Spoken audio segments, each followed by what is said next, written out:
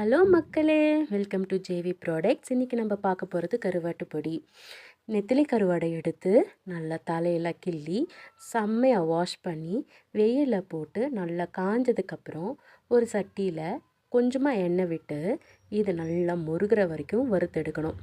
வறுத்து எடுத்ததுக்கப்புறம் இது 100 கிராம் எடுக்கிறோம் அப்படின்னா அதே 100 கிராம் உளுத்தம்பருப்பு எடுத்து நல்லா வறுத்து எடுத்துடணும். நல்லா செவக்க அதுக்கப்புறம் 4 காஞ்ச மிளகா. என்னால் காஞ்ச மிளகா வறுக்கிறது காமிக்க முடியல. அதையும் நல்லா வறுத்து எடுத்து ஒரு தட்டில் வச்சிடணும். நல்லா ஆறி வந்ததுக்கப்புறம் மிக்ஸி ஜாரில் போட்டு உப்பு, ஒரு 50 கிராம் பொட்டுக்கடலை எல்லாத்தையும் போட்டு நல்லா அரைச்சி எடுத்திங்கன்னா இப்போ நீங்கள் பார்க்குற பொடி ரெடி. என்னங்க கம்மியாக இருக்குதுன்னு பார்க்குறீங்களா? ஆமாங்க, ஒரு 2 நாளைக்கு முன்னாடி ஒரு ஆர்டருக்காக பண்ணேன். வீட்டுக்கு ஒரு 150 கிராம் எடுத்து வச்சேன். 2 நாளில் எல்லாமே காலி ஆகிடுச்சு. உங்களுக்கும் இந்த கருவாட்டு